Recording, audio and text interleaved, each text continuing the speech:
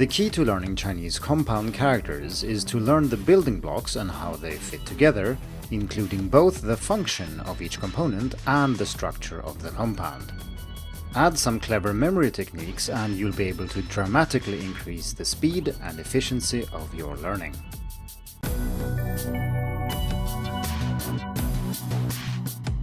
Hello and welcome to the Hacking Chinese podcast. In this week's episode, we are going to continue where we left off last week and discuss how to learn Chinese characters. And as we have seen, most Chinese characters are compounds, so in this episode we're going to look at how to learn them as efficiently as possible. Of course, this episode is part of a series of episodes about learning Chinese characters, and this is episode 4. If you want to check out the other episodes on the podcast, I suggest you check out episode 54, 55, and 62. To summarize very briefly what we have looked at so far, we first looked at very simple characters, those that started out as pictographs, and then we also looked at how to combine these into compounds, and we saw that some characters are included in compounds because of what they mean, and others are included because how they are pronounced. And I simply call these meaning plus meaning and meaning plus sound components, even though this is something of a simplification. This time I want to be as practical as possible, so we're going to look at how to use the things that we have learned so far to learn characters as efficiently as possible. When it comes to pictographs, a good place to start is to look up their origin. We discussed this already. So for example, if you have a character like Zi, a son or child, it doesn't look much like an infant to me, but if you look at the original image, you can see the head, you can see 2 arms sticking out, and so on. And that makes it a lot easier to see the arms even in the modern form, which in itself makes it easier to learn how to read and write the character. Of course, this is not always the case. Sometimes the original image might not be very helpful, it might have changed a lot, or you simply don't think it looks like the thing it depicted. What should you do then? Well, as we have seen, you can just make something up. As long as it connects the shape of the character with its meaning, you are okay. So, for example, we have looked at zhou, which means boat, and it's a common component in things related to ships and boats. And I said that, yeah, you can imagine this being the tower of a submarine sticking up out of the water. And of course, submarines didn't exist when these characters were first formed, and so it can't be a picture of an actual submarine. But a submarine is still a boat, and if you think it looks like one and that helps you learn how to read and write a character, that's fine. Using memory techniques like this can be very efficient for learning Chinese characters in particular. And while I won't go through mnemonics for all the characters I will talk about here, I will go through a few towards the end of this episode, but you can always just do an image search for the character plus the word mnemonic, and other people's mnemonics will show up. Research shows that people who come up with their own mnemonics are much more likely to remember them than if you use someone else's mnemonics. And this is not very strange because what sticks is quite individual, and sometimes I think that an image is very, suitable and someone else doesn't. Maybe you don't see the submarine that I see, and if you don't, well, then that won't work for you. So try to come up with something on your own, but if you can't, you should know that you can of course search for other people's mnemonics, and that might sometimes be a bit helpful. Personally, I find that most of these cute mnemonics you can find online aren't very helpful because it seems like someone has just taken a picture of the thing being depicted and then just imposed the character on it, and the kind of structure of the character is not really integrated with the thing it depicts, and for me that just doesn't work.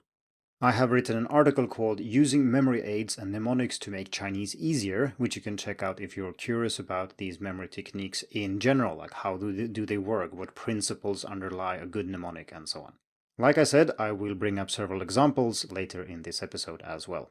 So far in this series, we have looked at some characters that are fairly easy and make sense. For example, it's not too hard to understand that if you put woman next to child, that can represent good. Likewise, it's not too hard to understand that woman is included in the character for mother to show its meaning, or that horse is included in the same character because of how it is pronounced. Then there are harder cases such as yin, reason, cause that we also looked at that had a somewhat complicated origin. And then there are also, of course, phonetic components that just don't make much sense. So for example, in ta, the phonetic component is ye, which is so far away in modern Mandarin as to be next to useless. The key realization here is that we have these building blocks that recur over and over, and if you pay attention to those, you will find it easier to learn characters. Now, some of these are very obvious, and I think most people notice, such as the character for tree appearing on the left side of most characters that are related to tree in some way. It doesn't take a PhD to figure this out. Then, of course, other characters, it really maybe does take a PhD to understand completely. Fortunately, we don't have to do all the research ourselves, but we can rely on other people, such as Outlier Linguistics, to do these analyses for us, and we can just use them when we learn the language. If you have studied Chinese for a while, it's rather obvious what a component is, like what components does this character consist of. But for beginners, this is not often very clear. So we have a couple of basic ones, like left-right, top-down, inside-outside, and so on. And if you want to see a complete list of these, I suggest that you head over to the article linked to in the description of this episode. When it comes to identifying components, there are two mistakes you can do, or rather, there are many mistakes, but there are two major ones. The first one is if you fail to realize that something that you think looks like one component actually is two. And we looked at this already in the case of in, which you might think looks like a tent or a wrapped gift or something. And if you do that, you fail to identify the building blocks, and thus you cannot learn those building blocks and use them for other characters, and you're missing a learning opportunity and making learning characters a bit more difficult. The other thing that you can do is to not realize how many components something has, and I want to show this with a fairly easy example that I think most of you have seen, even if you haven't studied Chinese for that long, and that is the character xiang for to think. So how many components does this character have? Does it have 2 or does it have 3? Well, if you've learned some building blocks, you should be able to identify 3 of them. You have tree in the top left, and then you have eye in the top right, and then you have heart at the bottom. But this is not actually how this character is composed.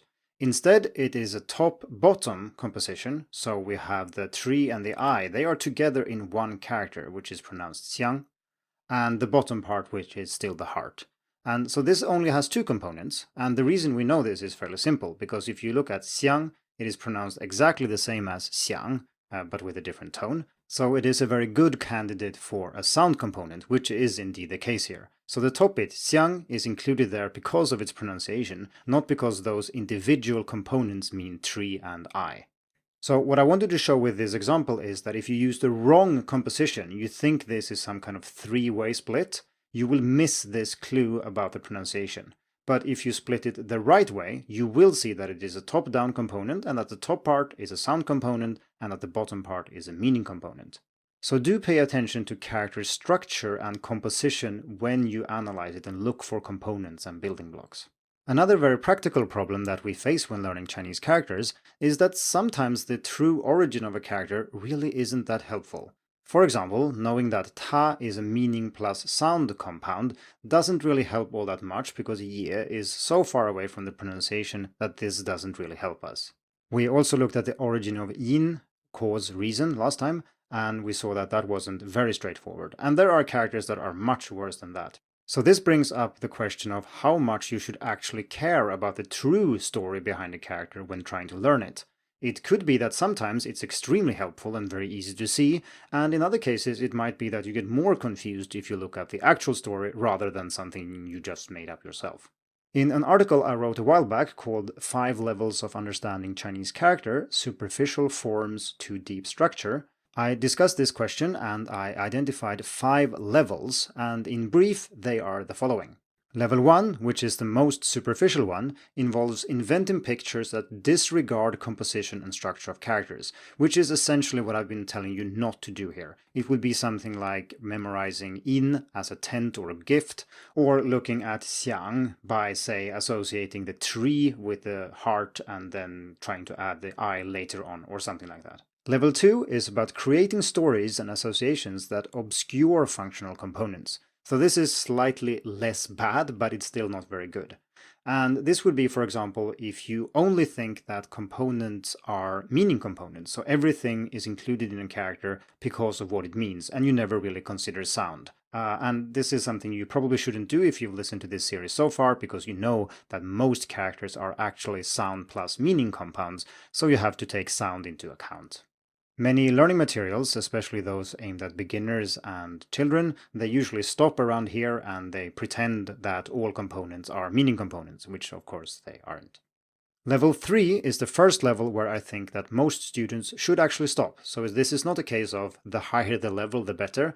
Instead, I think that level 3 here is the sweet spot, the middle way that is most useful while still being true enough to the origins of the characters to be useful or to help you understand how characters work. And this is doing the same as before, i.e. using superficial pictures while being aware of functional components. So we've looked at examples of this many times throughout this series, and this is indeed the level I've been using all along. So just to give you one example, I said that you can remember the character for mother by visualizing your mother being ridden by a horse, which would be a bit absurd and therefore quite easy to remember. Of course, we do this while also noting that horse here obviously is a sound component. We don't pretend that the ancient Chinese somehow thought that horses were related to mothers. That was simply not how it worked. Level 4 is similar to this, but now we are a little bit more careful with the stories and images that we create. So we still make up pictures, but now we also encode the functional components. So in the example with mother, you could imagine the horse being made of glass or transparent or something like that to show that this is not actually related to the meaning of the compound, which it isn't. Level 5 is the most extreme one, where you don't make up anything at all, you just rely on the true etymology of a character to remember it. And like we've seen, this can be done for characters where it's very easy, but as we've also seen, sometimes learning the actual story about a character can be very complicated, and it can also require you to know a lot about characters. And if you pursued this type of learning all the time, you would spend most of your time learning about the characters rather than learning the characters, say, reading them in context, writing them, and so on. So it wouldn't really be that beneficial for your learning in general, although you would probably learn a lot about the characters themselves. So let's round this off by looking at a few practical examples. And like I said, these are mnemonics that work very well for me. It doesn't necessarily mean that they work for you, and I encourage you to make up your own. The reason I want to share them is that I want to show something that does work, at least for me, and thereby maybe you can understand more what I mean when I say using the etymology of the character, making up images, and so on. The first character we are going to look at is qiu, which means autumn. It consists of two components, so this is a left-right composition. On the left we have he, which means grain, and on the right we have huo, which means fire. In this case, the actual etymology of the character is helpful because it did show burning of crops, which is something that was done in the autumn to get rid of pests such as crickets. Outlier also tells us that an earlier form of this character actually showed crickets being burned. That works quite well as a mnemonic in itself, but I prefer to make it a little bit more extreme, so I envision myself setting fire to a ripe field of grain. Here it helps to be as vivid as possible, so you can visualize the autumn skies being lit by all the fires that are now burning down all the crops. You can also associate the colors of fire with autumn, which I think many people do, and that is also a way of remembering the components here. While I go through these examples, I will also show examples of three other processes, namely zooming out, zooming in, and panning. So zooming out means putting something in context or seeing the thing that you're learning inside of something else. So in this case, we can see that we will be able to extend this mnemonic for learning another character, which is chou. And this is not a character you will probably have encountered as a beginner, but it looks exactly like qiu, but it also has a xin heart at the bottom. The character means anxious or to worry, which is exactly the feeling you get after having burned all those fields with the crops you needed to survive the winter. I also think it's rather poetic to think of this feeling of anxiety and worry as having autumn in one's heart. Let's move on to example number 2, which is already familiar to us, and it is xiang, to think. And we know since before that it is a top-down composition with xiang at the top and then xin at the bottom. So xiang means mutual, and it consists of tree and I. And most people will encounter xiang before they encounter any of these components, of course, because it's such a common character. But in this case, you can safely learn all the components because they are so common. You can even create one giant mnemonic for all of them, and maybe you think of xiang, the big character, as being a cartoon version of a tree and an I thinking about each other. So that would encompass both mutual, it would encompass the meaning of the whole character, thinking, and it also encompasses the components of the top part, xiang, which would be tree and I. And what we just looked at is a good example of zooming in, i.e. breaking something down or looking at components. And in this case, of course, we need to also learn the top component, mutual, xiang, because that is a sound component here, which is very helpful since it is pronounced more or less exactly like the full character. And it also happens to be a common character on its own. It also appears in other compounds, so if you haven't learned it yet, we have words like xiang, as in xiangzi, which means box or case. Sometimes, of course, it can be hard to know that as a beginner. Is this component itself useful enough to learn? And if you're not sure, you can always wait until it pops up in at least one other character that you're also learning, and then go and dig deeper. That's perfectly fine. Let's move on to the last example, number 3, which is很, which means very or quite, and is also used as a link between nouns and adjectives. This is a character you've probably learned even if you started learning Chinese yesterday, because it's in common phrases such as 你很美 or 我很高, you are beautiful and I am tall, respectively. So this is a left-right composition, which should be fairly easy to see. The left part is used to indicate actions and movement, and it's actually the left part of 行, which means to walk if you've seen that character, and it is extremely common, so learning it is very worthwhile. The right part is 根 or 梗, which is a sound component here. 梗 and 很 are obviously very similar, and G and H, if you pronounce them, 梗, 很, are actually pronounced in the same place in the mouth, just with different manners of articulation. 梗 in itself means to look back, and you kind of almost see the eye there and maybe legs below it. It's not super obvious, but that's what it is. This one I'll leave as an exercise for the listener, so if you have a good suggestion for how to combine the left part, which indicates motion, and the right part, 梗, which is pronounced like that and is a sound component, and which means to look back. How can you combine those into the meaning of quite or very? Feel free to leave a comment on Hacking Chinese if you have a good suggestion. This is also an excellent opportunity to talk a little bit about panning, which is the third of the processes I wanted to talk about, and that is when you look at the same level, so the same, say, character level, and we want to compare different characters. Or in this case, we want to look at components that are very similar and easy to mix up. Because the more you learn Chinese, the more you will realize that the actual problem is not learning new characters, it's to keep the new characters you learn separate from all the other characters you know. And sometimes the differences can be rather small. And this is hard to show in a podcast, but there's a large number of characters that has this 梗 part, and then there is another component, which is pronounced 梁, that looks exactly the same, except that it also has a dot on top. And I'm sure that many of you who have done dictation or similar tests have struggled with this and forgotten the dot or added the dot when it shouldn't be there. So here is a way you can use the sound component as a clue. And it's pretty simple actually, because the characters that have this 梗 component without the dot, they start with H or G and end in N or in, rarely anything else. But the other component, 梁, the one with the dot, those characters end in other finals such as ang and yang, which is sensible when you look at the original pronunciation, which is 梁. So if you're ever confused which of these it should there be a dot or not, just look at the pronunciation. So these were 3 examples of compound characters and how to remember them, and also a few of the processes that are involved when learning these characters. That means that you now have the tools and knowledge to learn basically all characters. Naturally, there are things I haven't mentioned here, and characters are more complicated than I've said here, but you will be able to deal with most cases using the strategies we have talked about. For this discussion to be complete, though, we need to take one step further beyond compound characters and look at compound words. Because most characters in modern Mandarin are actually 2 syllables, such as 中国 or 中文, both those are 2 syllables and 2 characters. Naturally, we also do have words that are single syllables, such as 我, or words that are written with 3 characters, such as 星期日, Sunday. But a large majority of words are still 2 characters. So what principles underlie the formation of those words, and how can we use that to learn words more quickly? Well, that will be the topic of the next episode in this series. Thank you for tuning in to the Hacking Chinese podcast. If you like this episode, please share it.